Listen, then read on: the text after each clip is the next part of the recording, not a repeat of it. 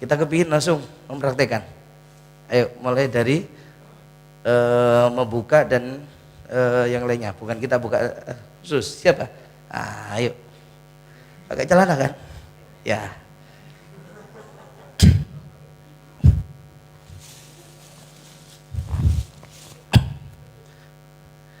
Anggap kiblatnya ke sana ya.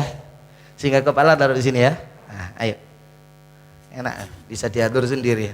Agak naik terus lagi. Ya. Ya. Nah. Ini ya. Tuh, jangan. Jadi ini diantara anggap seperti halnya kain spray tadi ya. Ya. Jadi cara untuk bagaimana cara melepaskan kainnya ini kita pasangkan dulu. Ya. Kainnya ini kita pasangkan dulu. Jadi gini, lihat. Tuh.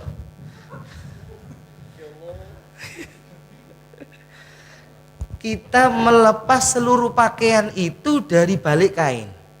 Kapan melakukan pelepasan itu? Secepatnya, sebelum jasad kaku. Nah ini, kalau sudah tahu pasti yakin mati, sudah langsung lepas. Supaya apa? Nggak perlu ngerusak pakaian. Paham ini? Nah, caranya bagaimana? Ya, untuk ini. Nah, kalau misalkan kayak seperti ini, jadi seluruh yang ada di tubuhnya itu kita lepas. Ya, sarung, celana, kalau perlu celana dalam juga kita lepas. Biasanya kalau biasanya dari rumah sakit itu dibagikan pempes, kan gitu kan. Nah, kecuali pempes. Kenapa kita nggak ngelepas? Buat ini ada kotoran. Kalau kotoran kita lepas malam itu baunya akan semakin semerbak. Itu. Nah, khawatir itu sehingga apa? Ganggu nanti orang yang mau takziah. Makanya kalau urusan masalah pempes biarkan. Nah, ketika pempes masih terpasang, masih nutup, insya Allah nggak bau, nggak terlalu untuk artinya daripada kalau kita lepas tapi kita belum untuk waktunya menyeboi dan memandikan. Makanya jangan. Hanya itu. Kalau biasanya dari rumah sakit kan dipakaikan ke pempes, ya. Tapi kalau hanya istilahnya pakai celana dalam ya semuanya lepas. Ya, caranya dari balik kain. Jadi gini. Ya, kita dari balik kain termasuk sarung, ikatan sarungnya ini kita lepas dari sini dulu. Ikatannya dulu. Nah, kalau sudah ikatan sarung itu lepas, kita tinggal lepasnya dari sini. Minta bantu kaki diangkat gini. Ya. Nah, ini misalnya kaki diangkat, sarungnya kita tarik dari bawah ini. Seret. Paham ini ya? Ya, jadi kaki tinggal diangkat, diminta diangkat. Nah, kita tarik sedikit kalau sudah sampai sini, ya, lepas. Jelas. Celana dalam juga demikian. Kita ngelepasnya cuma nggak bisa langsung.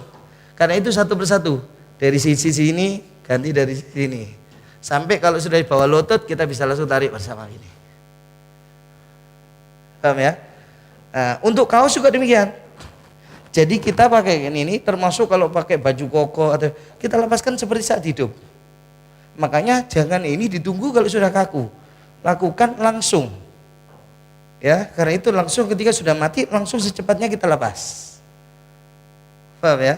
Ya, jadi makanya kalau untuk seperti ini kaos kita langsung lepaskan seperti biasa. Ini satu melepas ini dulu ya. Jadi kainnya ini dari ini kita angkat sampai ke bawah ketiak, kan gitu ya. Seperti kalau kita ngelepas itu. Tuh.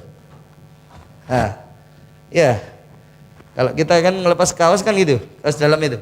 Baru terakhir adalah kepala. Nah, ini juga kalau itu sudah kain dari tangan yang kanan, yang kiri sampai ke leher, tinggal kepala diangkat sedikit. Nah, kita lepas ini. Kenapa nggak langsung dipotong? Kan banyak. Ada yang banyak pernah untuk mendapati nggak orang-orang seperti gunting? Ya, langsung mintanya gunting. Kalau sudah kaos langsung minta gunting. Nah, di sini perlu paham harus speakingnya juga. Ini harta yang berarti akan jadi hak milik ahli waris. Kalau inti langsung main potong, inti wajib doman. Wajib ganti, harus belikan lagi untuk ahli waris. Berapa ini harganya? Harusnya dibayar. Kalau enggak dosa. Yang jadi khawatir adalah apa? Sudah ini harta waris, ada ahli waris mahjur alaih, anak yatimnya. Berarti ini sudah mengitlaf, menghilangkan hartanya anak yatim. Tambah dosa. Ini ya, sepele tapi hal yang banyak dilupakan. Ada di. Kecuali kalau sudah, tidak mungkin kan, karena datang dari rumah sakit sudah beberapa jam. Biasanya pasti kaku, gak bisa sudah. Lah baru kalau sudah seperti ini, itu pun syaratnya izin dulu kepada ahli waris. Ini sudah tidak bisa ya, jadi perlu kita potong karena nggak bisa lepas. Oh ya sudah izin ya, ya, baru potong supaya nggak jadi tambah dosa di sini loh. Makanya perlunya perawat jenazah juga ngerti fikih. Lepas daripada nggak ngerti fikih ini, rata-rata akhirnya ya justru yang ada kenanya tambah dosa. Khawatirnya gitu, paham ya? Sepilih sudah. Kalau sudah kita bisa ngasih pembeban kayak tadi ya. Bisa botol aqua itu taruh di sini ya, dari aqua air yang sedang itu, atau mungkin pakai yang lainnya. Kadang-kalanya kalau kampung pakai ulek-ulek batu gak apa-apa ya, taruh di sini. Selanjutnya adalah apa? Kita kan taklimidul an tadi sudah ya, menutup kelopak mata. Nah kemudian untuk masalah ngikat, cara untuk ngikat itu lihat, gunakan kain yang agak lebar. Tapi pun lebar nanti jangan ditariknya terlalu kenceng, akhirnya jadinya kecil gini. Supaya apa? Kalau gini sakit, menyakitkan, dan juga akhirnya apa? Sebenarnya perlunya kita cuma ingin ngangkat dari rahang ini supaya ketutup mulutnya. Jadi bukan berarti untuk harus kenceng-kencengan dalam ikat. Karena itu lihat, dicontohkan mulutnya terbuka. Jadi gini, lihat, jangan, walaupun gini jangan ditarik gini, sama aja. Enggak, ini maksudnya gini, lihat kecil. Loh, kalau gini kebanyakan ngecap. Ya, ini kurang panjang. Ada yang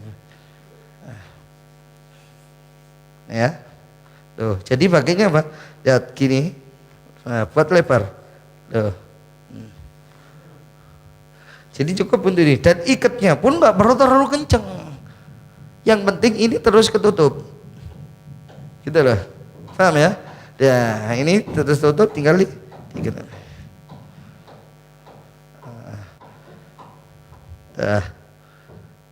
Ya, kemudian setelah itu apa? Baru tangan.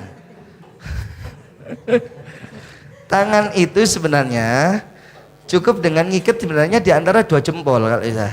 Cuma terkadang kalau untuk langsung 2 jempol gini, ini agak susah. Ya biasanya akhirnya kebanyakan orang juga diikatnya di 2 pergelangan gini. Ya, ini juga kadang-kalanya kalau di rumah sakit itu sebenarnya pakai perban bisa lebar, iya. Cuma masalahnya terlalu kenceng sehingga apa? Jadinya kecil. Akhirnya apa? Cap. Padahal ini bukan untuk ngikat seperti orang mau dikerangkeng. Karena tujuannya cukup hanya supaya dia apa? Berada di posisi dia sedekap. Sehingga cukup hanya sedikit aja gini sudah cukup. Kenapa? Dia nggak bakal berusaha melepaskan diri. Itu makanya apa? Nggak perlu untuk kita terlalu kenceng-kenceng. Ya. Nah, ini kemudian yang berikutnya adalah apa? Kaki. Nah, kaki ini pun juga untuk kaki. Kita itu ngikatnya adalah di antara 2 jempol sebenarnya. Jadi sebenarnya gini. Tapi terkadang ada kalanya orang itu kakinya itu adalah apa? Posisinya kakinya gini. Ada yang kakinya itu gini. Jadi nggak bisa tegak gini. Loh kalau ini kita tarik kayak seperti itu, kita tarik berat. Paham ya? Nah kalau terlalu seperti itu berat, kita tambahkan diikatkan di pergelangannya gini. Jadi kita dekatkan dulu, ini kita ikat. Ya, pergelangan ini untuk yang di mata kaki itu. Nah, kita ikat. Kalau sudah kita ikat, dia akan semakin mendekat kan? Paling enggak segini. Nah, kita ikatkan lagi untuk yang di mata kaki. Kalau sudah dia enggak posisinya seperti itu kakinya, cukup di mata kaki aja satu gini. Hanya di yang di jempolnya aja. Ya, hanya cukup yang di jempol. nggak perlu ditambahkan ngikat yang di mata kaki. Paham ya? Nah, sudah. Kalau sudah seperti ini semuanya ya terlepas. Nah, nantinya dalam proses untuk talyin, pelemasan, ini yang penting. Untuk perlunya sebenarnya apa? Perlu dilemaskan supaya nanti menunjang kesempurnaan perawatan. Karena kalau kaku itu juga akan mengganggu daripada pemandian dan hal-hal yang lainnya termasuk menguburkan. Makanya perlu untuk kita lemaskan. Ya, terkadang justru akan mengkhawatirkan tidak sahnya memandikan. Contoh, ini kalau terlalu rapat, nih, khawatirnya air nggak masuk. Atau ini terlalu rapat, gini. Nah, ini kalau kakunya, ini susah. Khawatirnya yang di sini air nggak bisa masuk, di ketiak air nggak bisa masuk. Loh, kalau seperti itu terjadi, air nggak bisa rata, nggak sah akhirnya memandikannya. Makanya perlu dilemaskan. Caranya bagaimana? Nah, di sini. Jadi kalau memang kita mau melemaskan, kita buka. Kapan waktu pelemasan? Sebelum mengalami kaku. Biasanya kalau kita sebelum 2 jam dari awal kematian. Itu kalau bisa lakukan untuk pelemasan pertama. Karena biasanya setelah 2 jam itu sudah proses untuk membeku, untuk kaku dia. Jadi kaku itu tahu ya, proses untuk supaya kita tahu kakunya itu dari mana sih? Kita di persendian ini ada cairan pelumas. Itu ya, biasanya setiap persendian itu kan ada cairan pelumasnya itu. Ya, kalau menyembelih kambing. Itu kan pelumasnya itu kan. Itu kan di persendian ya. Nah, itu kalau kita masih hidup kena panas tubuh akan selalu cair. Kalau cair dia akan terus ya menjadikan pelumas bagi tubuh kita. Makanya lemas kita gerak gini. Tapi kalau sudah mulai mati itu membeku. Nah, saat pembekuan itu di posisi mana dia membeku, kakunya di situ. Kalau dia posisi bekunya di sini, dia akan terus gini. Kalau posisinya pas waktu diikat, karena diikat gini, awal mati langsung diikat gini kan, sehingga dia baru nanti beku, ya posisi kakunya kan seperti ini. Karena itu, ini digagalkan pembekuannya itu dengan cara kita lakukan pelemasan. Ya apa caranya? Nah ini, awali dari tangan kanan sebenarnya ya. Nah kita supaya kelihatan, udah ketutup dari sini. Ya kita tunjukkan untuk tangan kiri. Ya apa untuk tangan? Lihat. Ya, pertama dari jemari kaki ini kita genggamkan pakai gini. Tuh. Ya, sambil kita pegangi tuh. Dan kita putar-putar gini. Nah, ini kita luruskan, kita genggamkan sehingga ruas-ruas jari ini lemas, kena. Ya, ruas-ruas jari pertama. Karena orang biasanya kalau mati gini. Kebanyakan. Dan kalau gini ini tarik seperti apapun balik lagi dia ngepir balik susah sudah ya. Karena itu ini kita luruskan, nah kita gerakkan tuh, ambil kemudian apa siku nih kita pegang luruskan tuh, ulangi berapa kali sama termasuk juga bahu jadi gini tuh. Nah. Ya. Ini kita ulangi berapa kali termasuk itu. Nah, sudah tangan kanan, yang kiri semuanya ya. Kemudian apa? Kaki. Ya, kemudian kaki. Kaki berarti kita lepasi dulu ya. Nah, caranya untuk kaki bagaimana? Sama. Jadi di sini untuk kaki ini, loh, jemarinya ya, sambil di mata kaki, loh. Ya. Nah setelah itu kita pegang bawahnya lutut gini, lututnya kita teguk gini.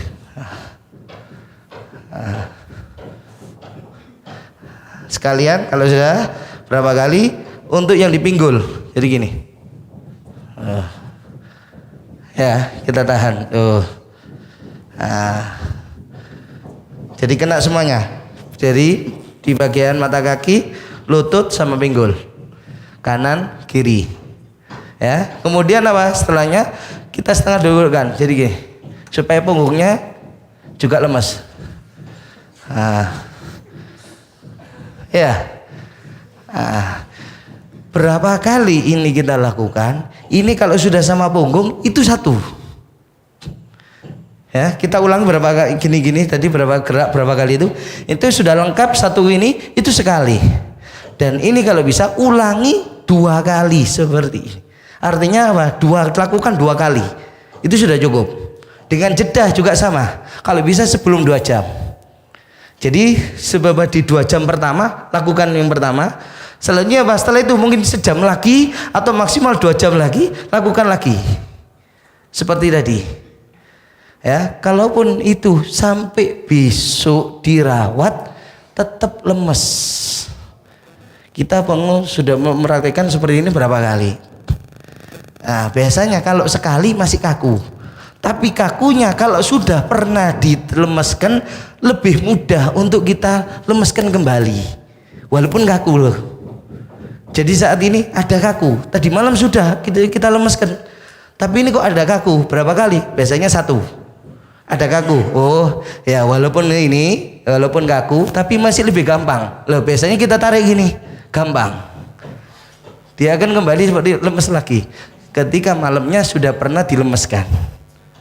Ya, tapi kalau sudah 2 kali seperti orang tidur, semuanya ini ruas lemes semuanya. Dan itu kita sudah membuktikan. Ya, bahkan ada yang sekali saja lemes. Kita pernah pagi memandikan, dia meninggalnya sore. Pagi kita mandikan, tak lihat loh kok lemes. Akhirnya tanya, oh ada keluarganya ini. Ya, pernah belajar sama kita untuk memandikan ini. Tak tanya, kau lemes kan tadi malam? Iya, berapa kali? 1 kali Ustaz. Sekali aja? Iya. Sampai pagi lemes. Gitu. Tapi nggak menjamin. Ya, makanya biasanya lebih banyak kalau hanya sekali ada kaku lagi. Makanya lebih enak 2 kali. Itu kalau sudah 2 kali rata-rata sudah nggak akan mengalami kaku lagi sampai besok. Nah, kenapa perlu sampai besok?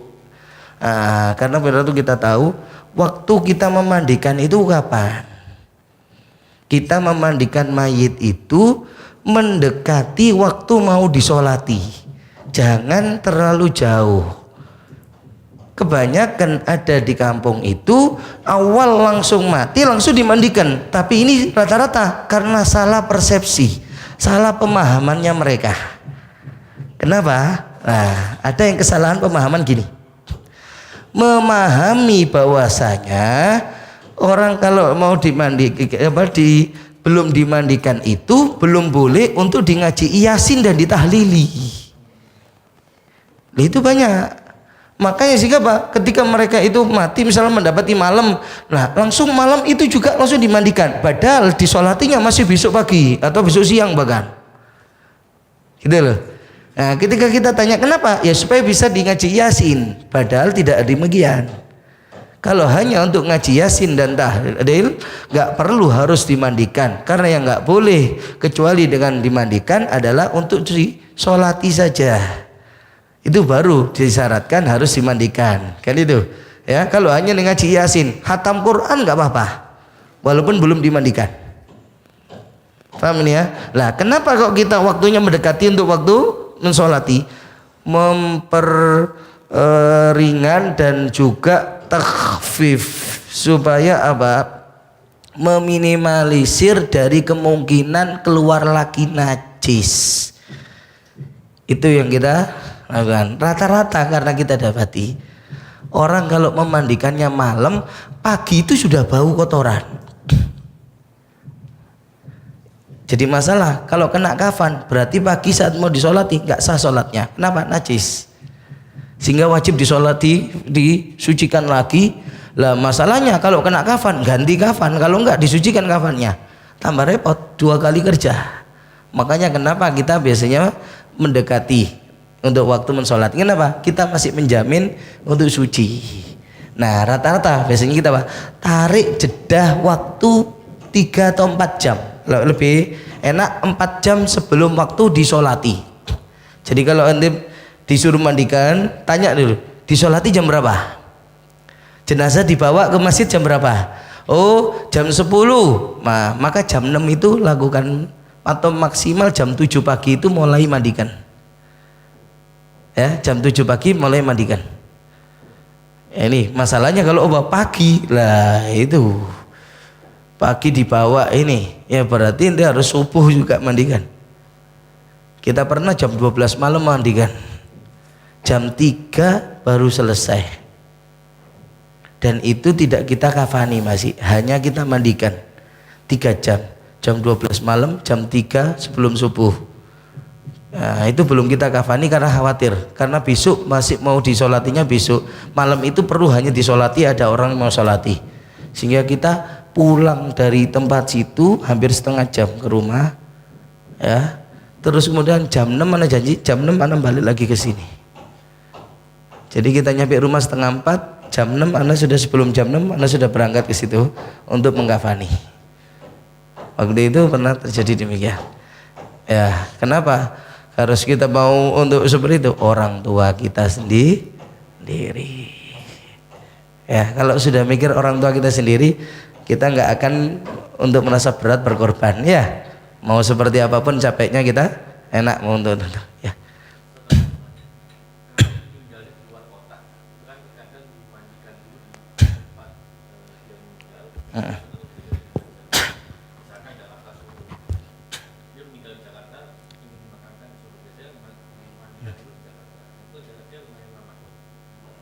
Ya, sebenarnya pertanyaannya yang lebih penting bukan untuk itu, tempat memandikan itu yang lebih utamanya sebenarnya.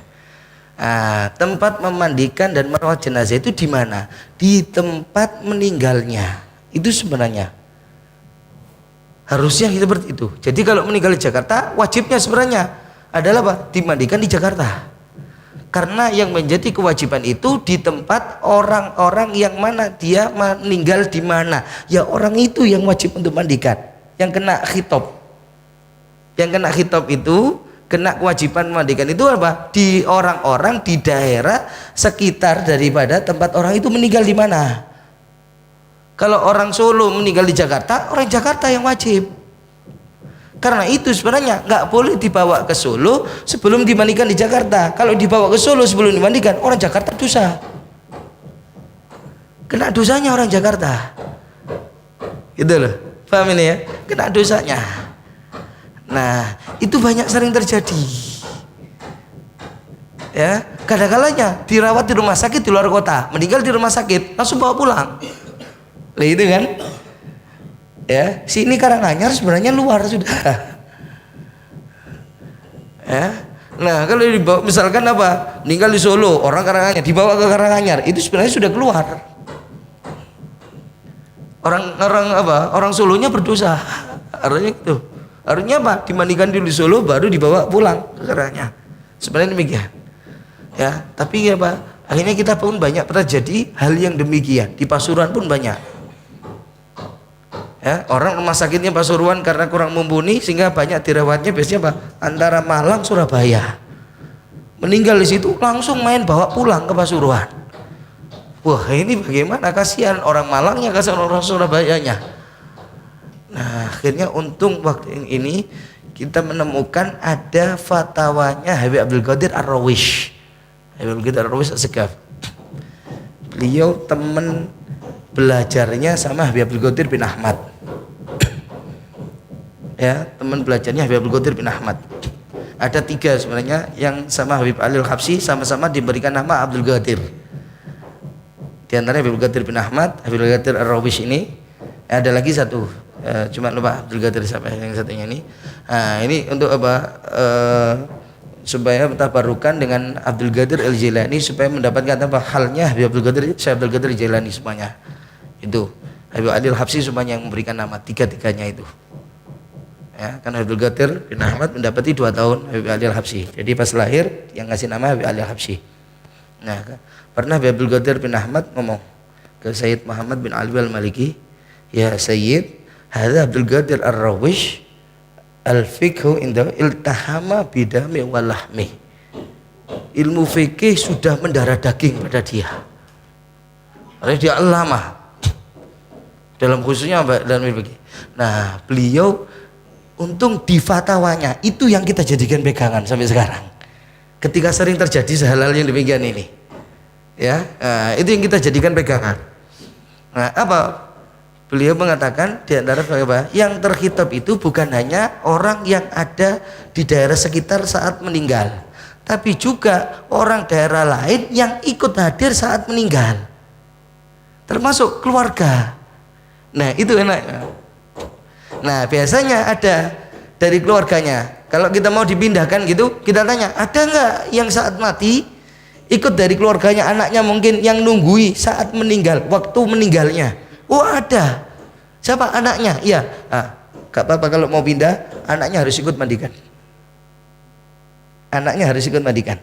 Kalau enggak, nah, kasihan orang yang di Malang atau Surabaya itu nanti berdosa. Nah, kalau ada ya itu ikut yang mandikan. Kenapa? Kata beliau, termasuk yang terhitab kena kewajiban itu yang ikut saat meninggalnya itu siapa? Yang ada di segi sampingnya yang mati itu. Nah, itu juga kena kewajiban walaupun orang di luar kota. Nah, ini yang kita pakai. Ya, ini bisa dijadikan dengan Fatihah Habibul Qadir Ar-Rawish. Nah, itu termasuk yang sampai saat ini pun kita pakai itu. Karena ya banyak soalnya kejadian. Main dibawa pulang langsung ke Pasuruan. Duh, ini akhirnya Pak ya kita cari-cari, bahkan pernah akhirnya sudah nggak ngomong kalau meninggalnya di luar kota. Ada orang Surabaya waktu itu, ya antum tanggung jawab, tak bilang gitu. Antum orang Surabaya sudah, ini sudah kita mandikan baru bilang, harusnya apa dari tadi karena kita nggak tahu meninggalnya, tak kira sudah meninggal orang Pasuruan, meninggal di Pasuruan, baru sudah selesai baru ngomong. Itu ya, jadi ini jadi pegangan. Perhatikan, jadi mindahnya itu nggak boleh. Nah, kalau tadi seperti itu sudah dimandikan di Jakarta, apalagi sudah isolati, ini cukup hanya mindah, itu pun banyak ulama membolehkan. Ya, banyak ulama membolehkan. Seperti yang Sohibul Magom sendiri ya, Habib Alwi dari Palembang ke sini, sudah dirawat semuanya, baru dikuburkannya di Solo, kan itu. Ya,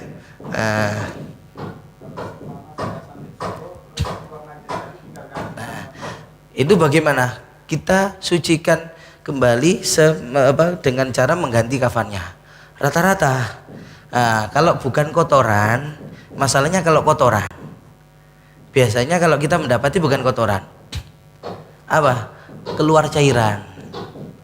Kita pernah 2 kali alami seperti ini. Meninggal di Kalimantan, sudah dimandikan di sana kan langsung pakai peti. Ya, sudah dikafani apa? Sudah nyampe sini itu kain kafan segini basah, cairan kuning semuanya. Itu kuning, semuanya ini basah sampai dada gini. Pernah lagi ada jemaah Pasuruan meninggal di Jakarta, sudah dimandikan, masya Allah perawatannya Jakarta. Ya, dia punya bisul besar di sini, hampir seperti tumor gitu besar. Udah nyampe Pasuruan, ya waktu itu kita sudah dimandikan, ya sudah selesai, berarti kita nggak punya tugas. Saya kata Pak, sekarang katanya ada ini, tapi sudah ada anak yang pernah belajar sama kita, ada ngomong katanya dia sekarang tak suruh untuk ngerawat. Ya, kita lihat kok tidak datang mayitnya. Ini kita nunggu di masjid, akhirnya suruh coba kok dilihat, mungkin mau ada perlu yang dibantu tuh di sana. Oh ya, kita lihat ke tempatnya sama sekali belum dirawat. Loh kenapa? Masih bingung Ustadznya apa? Jadi sudah tadi ini bisulnya itu dikasih kapas sudah tebel semuanya, itu sampai darahnya itu sampai apa? Kempis, itu namanya bisul besar itu, darah penuh segini. Darah. Sampai waktu itu kapas itu kita angkat nerotos darah. Jadi semuanya bahkan sampai bagian bawahnya dari ini itu tembus saking banyak darahnya. Ya apa kalau seperti ini? Kita waktu itu langsung kita potong. Yang najis ini kita potong semuanya. Kita tidak mau ganti semuanya. Kalau ganti semuanya tambah repot. Kenapa? Buka aurat dan yang lain sebagainya nanti. Sehingga kita nggak perlu, kita potong untuk dari sini. Yang nggak kena najis itu kita potong, kita buang ini. Terus kita bersihkan semuanya dari najisnya, semuanya ini kita ganti juga tetap 3 lembar untuk yang baru, dengan kafan yang baru lagi. Dah selesai. sampai maghrib. Karena tak pikir dari tadi sudah dirawat, nggak taunya belum. Karena masih bingung, ya apa caranya ini. Akhirnya sudah kita ambil gunting semuanya. Kita gunting semuanya, akhirnya kita ganti kapas baru, kita ganti juga kain kafan yang baru, dah selesai.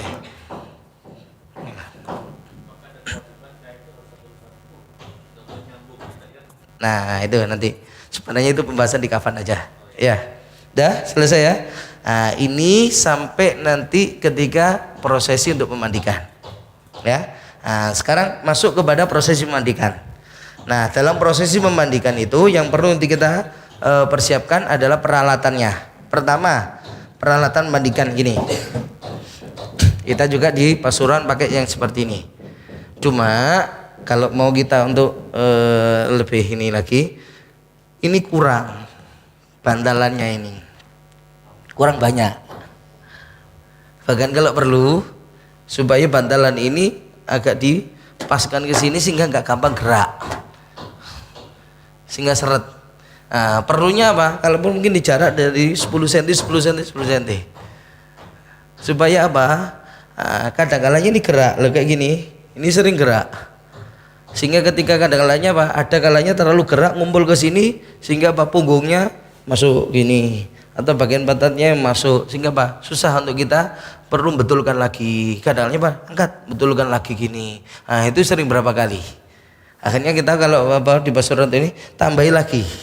Jadi diperbanyak, bahkan kalau perlu bukan hanya diperbanyaknya tapi juga ini dipres sampai ke sini sehingga nggak gampang dia. Nih lo kan gini kan, lihat kan, tuh dia bisa muter-muter gini. Itu masalahnya. Jadi bantalannya bisa muter, kadang muter ke sini, sehingga ini kadang ngumpul, ini ngumpul ke sini karena licin kena sabun dan yang sebagainya. Sehingga tengahnya jeglong, dianjlok tubuhnya. Sehingga membalikan lagi. Biasanya kena diantara kendala seperti itu. Ya, makanya kalau seperti ini bisa ditambahkan dan sekaligus dibuat untuk yang lebih ngepres ke dinding-dinding di sampingnya. Ya. Yang kedua apa? Tong air. Tong air. Biasanya bahkan kita dua. Satu tong besar, ya. Yang satu biasanya timba agak besar. Apa perlunya? Kenapa nggak pakai langsung keran? Iya. Karena kita nanti dalam prosesi itu memandikan itu ada air yang bercampur sabun cair. Itu kita larutkan. Jadi nggak mungkin kalau pakai keran. Sehingga pakainya apa? Canting, karena disiramkan gini. Ya, kalau hanya air bersih untuk nyiram waktu air bersih bisa. Biasanya makanya kita dua itu apa? Air di tong itu kita buat hanya air bersih, yang ditimba itu kita buat campuran nanti. Termasuk terakhir adalah air campur dengan kapur. Itu nanti itu gantinya campurannya adalah dipakai yang timba besar. Tong tetap air bersih. Kenapa nggak pakai keran juga kalau air bersihnya? Biasanya kita banyak ada kendala ketika hanya pakai keran. Pertama, kadang-kadangnya terlalu kenceng,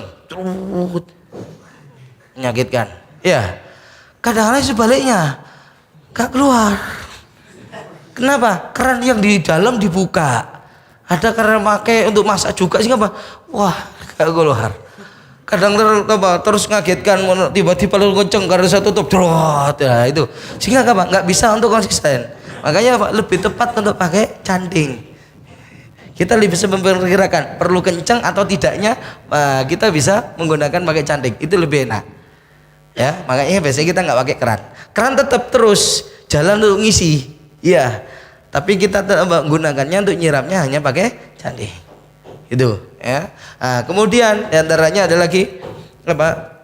Perlu kita dua kain memandikan. Nah, ini untuk masih baru semuanya. Ya, jadi belum ada korbannya ini. Ya, ini karena baru beli yang di Pasuruan untuk taruh itu banyak korbannya sudah. Kita pakai dua kain ini untuk memandikan. Biasanya sebagian ada pakai sewek, pakai jari. Ya, kita pakai lihat yang terawangin, maksudnya yang pori-porinya besar. Supaya apa? Memudahkan tembus air. Air sabun, termasuk nanti air sidir. Anaknya dengan ada sidir bidara itu. Nah ini supaya dengan ini tembus. Kenapa pakai dua? Yang gelap ini nutupi untuk ke di area aurat, sedangkan yang ini untuk nutup mulai kepala sampai ke bawah. Nanti kita contohkan. Ya, ini 2 kain. Kemudian handuk, kita pakai handuk meteran. Ini juga masih baru. Untuk masih baru semuanya. Ya, ini kita minimal 2,5 meter atau bahkan 3 meter. Ya, terkadang ada sebagian menggunakan ihram ya, tapi kalau untuk hanya untuk ini janganlah. Ihram buat untuk ibadah saja. Sisanya atharul ibadah, bekasnya ibadah kita simpan. Ya. Nah, kita gunakan ini aja. Kemudian lagi yang perlu diantaranya kita menggunakan ini. Pakai sarung tangan. Sarung tangan kita buat dari kain kafan yang murah aja. Ini 2. Ya, kita buatkan untuk ada talinya jadi gini. Nah, ini nanti bisa kita contohkan, ditinggal di sini. Ya, untuk di sini bisa membuat contoh seperti ini. Nanti kita taruh ada di sini. Ya, jadi ini kita buat ini. Perlunya untuk apa diikat? Kenapa kok pakai ini? Biasanya ada pakai karet yang dijual di apotek. Kalau karet itu terlalu licin, karena untuk pakai sabun nggak bisa untuk buat gosok. Kalau ini enak buat gosok, enak langsung. Ini buat gosokan enak. Jadi kita nggak perlu untuk kalau kadang-kadang kalau karet mau gosok, ambil kapas dicelup untuk yang dibuat gosokan sabun. Itu sering lepas, sering hilang, akhirnya jatuh atau yang lainnya. Nah kalau ini nggak sudah, karena ini buat gosoknya, ini enak. Ya, dan ini kita perlukan sekali memandikan 2. Bukan untuk kita cuci kita pakai lagi, enggak. Ini sekali pakai. Jadi sekali langsung buang. Makanya kita nyetok. Ya, kita nyetok. Nah, kemudian ini ada kain. Kita juga buat dari kain kafan ini. Ya, karena ini untuk membersihkan nanti di anggota yang di wajah, mata, hidung, telinga, mulut. Kita bersihkan pakai kain ini. Kain kecil-kecil. Nah, kenapa kita sambung? Ya enggak, supaya enggak gampang hilang. Karena kita pakainya nanti biasanya gini. Tuh. Kita selipkan di sarung gini kalau mandikan. Perlu 1, tinggal narik. Ya. Nah, perlu lagi tinggal narik. Nah, terus kita nanti kita contohkan. Ya. Nah, di antaranya lagi adalah apa? Sabun, ya. Kita bawakan semuanya biar tahu ya. Biasanya kalau kita nyediakan, kita bawa sabun ini untuk nanti penyabunan. Tapi setiap daripada kita memandikan, kita 2 ini itu 1 kali memandikan. Seukuran ini 450 mili. Karena itu di pondok ini 2 bulan. Ini sekali memandikan. Itu 2, bukan 1, 2. Ya. Ditambah biasanya ini itu untuk gampang, supaya gampang nanti untuk pencetan, untuk penyabunan. Tambah lagi sabun bayi, sampo bayi. Sampo bayi ya. Sampo bayi itu kita menggunakan hanya untuk di area wajah dan kepala. Itu gosokannya yang kalau di tubuh lainnya pakai sabun, kalau untuk wajah dan kepala kita gunakannya pakai sampo bayi. Kenapa nggak sekaligus? Ya seperti halnya yang ada di iklannya, supaya nggak pedih di mata. Ya. Itu. Kemudian apa? Tusuk gigi. Ini untuk kita gunakan pembersihan kuku. Kemudian kapur barus. Kalau segini kurang, 2 kali ini. Ya, agak besar sedikit yang gini lah. Ya, 2 kalinya ini. Ini berapa gram ini? Jadi 2 kalinya ini. Ya, antara yang 300 atau yang paling enggak 250. Ya, itu sudah cukup. Untuk apa? Soalnya ini digunakan untuk 2. Untuk proses pemandian dan juga nanti untuk mengkafani. Ya, kapur barus. Ini dilembutkan, nggak cukup untuk dilembutkan ditumbuk, tapi kalau perlu diayak. Jadi sekalian, tidak ada. Kadang kalau sudah ditumbuk cuma gini, banyak nanti besar-besar. Ya, makanya kalau perlu diayak, jadi lebih lembut. Nih, kemudian kita juga ada kalau ini untuk proses pengkafanan nanti, ini kayu cendana bubuk. Biasanya dijual di pasar, orang-orang jualan kembang. Bukan kembang hidup, yang kembang-kembang tabur itu. Ya, ini biasanya nih ada ya. Kemudian lagi, nah kalau di sana kita ini sedir, ya ini yang bidarah itu, ya. Ada lagi yang namanya hutaikah atau hatikah. Ini yang digunakan untuk gosokan penyabunan. Aslinya ini sama sekali kalau di Hadramut tidak pakai sabun. Jadi gosokannya pakai hutaikah ini. Ini semuanya dari daun dan dari pohon. Ini kalau untuk yang dicampur dengan air sabun itu pakai sidir. Ini daun bidara. Ya, cuma masalahnya ini nggak gampang didapatkan di sini. Ada orang pakai daun bidara yang di sini kelihatannya teksturnya beda. Ada, jadi terlalu, dan ini memang mudah untuk menggumpal. Jadi kalau dicampurkan dengan air itu harus agak sulit juga untuk cara menyaburnya. Ya, enaknya kalau ini herbal, sehingga apa? Nggak menjadikan kering di kulit. Beda kalau ini. Kalau sudah tidak lagi basah, maka menjadikan kering di kulit. Itu kalau ini enggak. Makanya kalau bisa pakai ini lebih enak, tapi masalahnya nggak mudah. Ya, dapatnya dari Hadramut juga. Ya.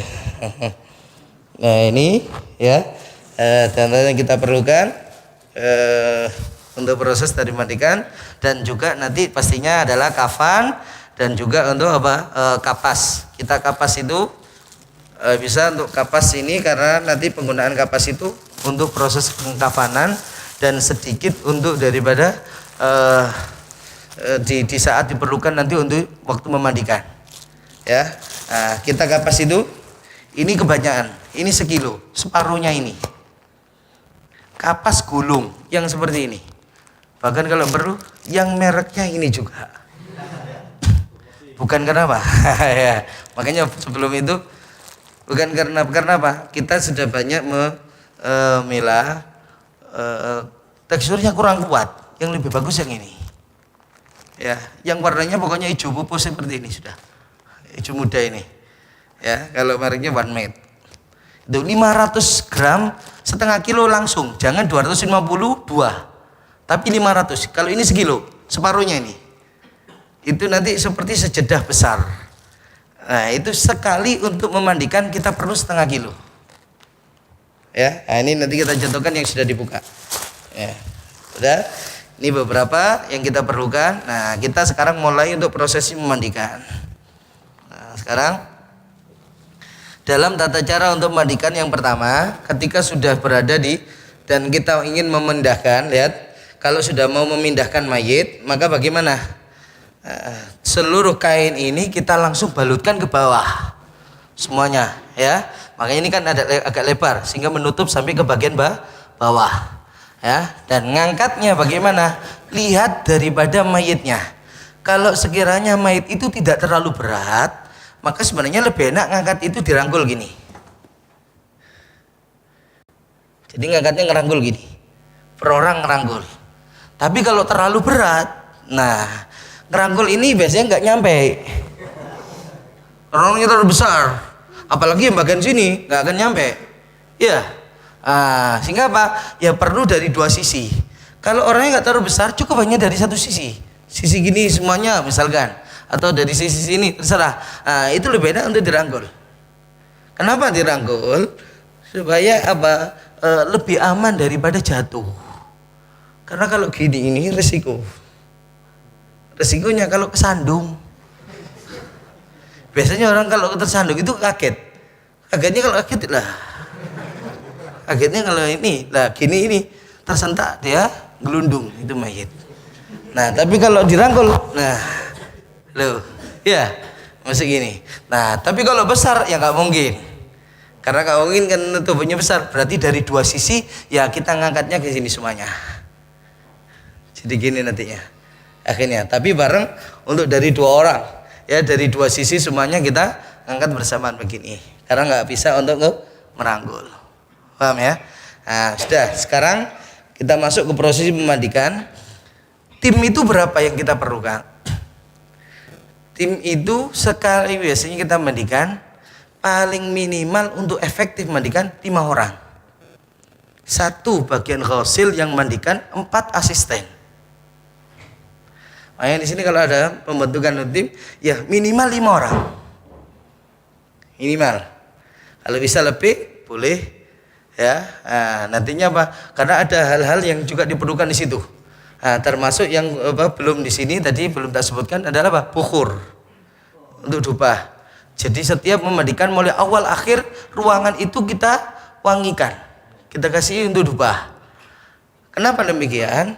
Ya pastinya untuk supaya kalaupun ada daripada keluar kotoran dan bau dari si mayit tertutupi dengan wanginya, sehingga bagi yang mandikan juga enak, nggak sampai dia merasa jijik. Bagi supaya misalkan itu ada aib, ada yang bisa menjadi cacat, ya tertutupi sehingga apa? Orang nggak merasa ada aib daripada bau tubuhnya si mayit. Kenapa? Sudah tertutup dengan bau wanginya dari dupa. Paham ya? Jadi setiap awal sampai akhir kita wangikan dengan dupa. Paham ini? Nah, ini pertama, lihat. Kita caranya kita pasangkan kain ini dulu. Jadi cara masangkan kain ini, ya, sebelum ini kita buka, kita pasang kain ini. Nah, kain ini menutup dari kepala sampai ke kaki, loh. Ya. Kemudian kain yang kedua, nah ini hanya untuk nutup di area aurat. Jadi gini, memanjangnya ke sana. Kenapa kok perlu demikian? Lihat, enak apalagi kalau pakai seperti ini. Ini nanti kita perlu bolak-balik kan daripada tubuh mayit. Nah, kalau dibolak-balik hanya pakai kain ini, yang biasanya orang di kampung pakai jarik, ya rata-rata kalau dibalik auratnya khususnya bagian pantat itu kelihatan. Nah, makanya ini kita pasang seperti ini, walaupun dibalik ketutup sama kain yang coklat yang gelap ini. Paham ya? Nah, kalau sudah, ya. Nah, ini kalau sudah seperti ini bisa dipegang, tinggal kain putih ini tarik. Ya, coba dibantu ditarik. Nah, ini dipegang. Tarik. Cara melepaskannya maksudnya. Nah, lihat. Tuh. Ada aurat yang terbuka enggak? Enggak. Ya, cara melepasnya seperti itu. Jadi pasangkan dulu kain ini 2, selanjutnya kain putih tinggal di kain spraynya tadi sudah bisa kita lepas. Berarti ini kan sudah telanjang bulat. Paham ya? Nah, kalaupun ada kain ini sudah kita lepaskan semuanya. Ya. Nah, sekarang biasanya kalau kita merawat itu, pertama yang harus kita tanya, dia matinya dirawat di rumah sakit apa enggak? Itu. Kalau dia dikatakan dirawat di rumah sakit, iya. Berarti diinfus ya? Iya. Rata-rata kan? Nah, kalau sudah diinfus langsung minta sediakan minyak goreng. Nah, ya, minyak goreng ini jangan minyak zaitun. Minyak zaitun itu lama sedikit langsung keset. Makanya kita yang butuhkan untuk yang licin minyak goreng. Sekarang susah jadi. Ya, perlunya minyak goreng. Ya. Nah, jadi minyak goreng untuk apa? Dalam melepaskan plester kalau memang ada, perban kalau memang ada, atau bekas plesternya. Karena bekas plester itu pasti ada lemnya yang masih nempel. Lah itu yang sering kalau teledor bukan lagi nggak sempurna tapi nggak sah. Kalau sudah mandinya tidak sah, nggak boleh disolati, berarti belum gugur kewajibannya, masih dosa semuanya. Lah ini yang kadang-kadangnya nggak dipahami. Ini yang kadang-kadangnya nggak dipahami. Kalau ini ya luput dari sini, ini nggak sah sudah. Kenapa? Karena nggak bisa rata semuanya tubuhnya. Ya, apalagi khususnya bekas plesternya itu. Paham ini ya? Termasuk karena apa? Kita membersihkan dari ada mungkin darah yang membeku ataukah dari yang lainnya. Nah, kita nanti pakainya minyak goreng itu. Dengan apa? Cukup minyak goreng pakai ini.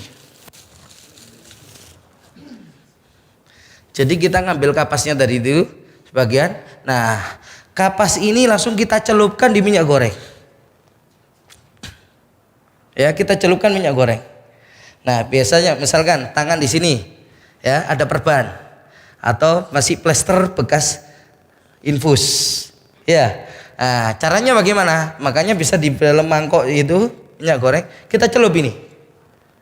Kemudian apa? Plesternya kita basahi bagian atasnya Semuanya kita basahi pakai minyak goreng. Bagian atasnya ya. Nah, selanjutnya apa? Ambil sedikit di ujung. Mungkin kita pakai kuku sedikit buka. Ambil geser gini, biasanya buka. Nah, bagian ujung sedikit. Nah, kalau sudah pegang itu pakai kuku gini. Nah, ini yang ada masih ada minyak gorengnya, dorong masukkan di bawahnya sambil didorong gini. Dibantu ini sedikit narik, ini dorong. Ini akan licin, mudah untuk lepas. Jangan langsung main gini, krek. Ya kita aja kalau hidup bagaimana? Apalagi pakai lakban misalkan, langsung main tarik, krak, sakit. Nah, caranya itu. Jadi ambil sedikit ya, bagian atasnya dibasahi dulu, sedikit dorong. Kemudian dorong sambil ini dibantu ditarik, ini dorong. Paham nggak? Ya, ini tarik, ini sambil bantu dorong. Itu gampang. Lebih mudah gini, lepas. Nah, tidak cukup dengan itu. Kalau sudah, ini ada masih bekas lemnya. Kalau plester-plester itu perban itu, lemnya pasti ada yang nempel tetap di sini. Nah, itu yang justru yang terpenting. Ini kita gosok gini. Tetap pakai kapas yang ada minyaknya tadi. Gosokkan aja gini. Ini kadang-kalanya ada bekas operasi, ada yang membeku, ya. Nah, pakai ini aja. Kita pernah ada anak yang mati kecelakaan, itu bekas aspal nempel di sini, hitam-hitam. Jadi ada hitamnya aspal itu di sini. Ya kita bersihkan pelan-pelan di kulit ini sampai sekiranya aspal tadi bersih. Pakai ini kapas sama minyak, pelan gini. Ya, jadi terus kita bersihkan seperti itu. Nah, ini diantaranya ya. Kalau untuk masalah ke plester. Nah, sekarang yang kedua, kalau keluar darah segar, ya apa? Terkadang kan ada bekas daripada mungkin lubang yang mengeluarkan darah segar, masih darah keluar terus ngucur. Nah, bagaimana caranya? Ketika tahu seperti itu kondisi mayitnya, langsung minta disediakan es balok. Ini tips ini ya, es balok. Es balok kasih ditaruh di timba, kasih air. Nah, kita buat air es. Air es itu untuk kita siramkan di tempat lukanya saja, bukan seluruh tubuh. Hanya cukup di tempat luka yang keluar darah tadi. Kita sirami terus. Ya, tapi jangan fokus di situ aja. Kita sambil jalan mandikan, waktu di pas luka kita sirami pakai air es. Gitu. Nah, itu lama-lama berapa kali akan ya mampet, nggak keluar lagi darah. Dan itu sudah kita buktikan. Nah, itu sudah kita praktekkan berapa kali yang semacam itu. Nah, kenapa? Di sini kita misalkan keluar darah, itu karena jaringan di dalam itu kan rusak, pecah. Nah, jaringan itu kita bekukan pakai air es. Nah, kalau sudah demikian, dia akan memutih, dah nggak keluar lagi darah. Dan itu berapa kali sudah ya kita mempraktekkan yang semacam itu, mendapati kondisi mayit dari kecelakaan dan lainnya itu sudah berapa kali, dan kita praktekkan benar-benar nggak keluar. Paham ya?